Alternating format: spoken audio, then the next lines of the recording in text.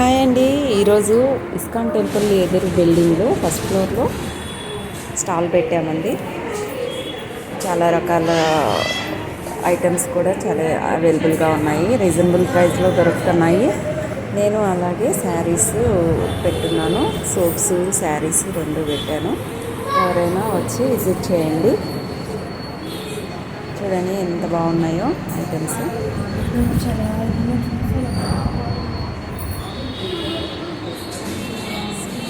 నేను సోప్స్ శారీస్ పెట్టున్నాను. ఎవరైనా కావాలనుకున్న వాళ్ళు విజిట్ చేయండి. హ్యాండ్మేడ్ పర్సులు ఇవంతా కూడా ఉన్నాయండి.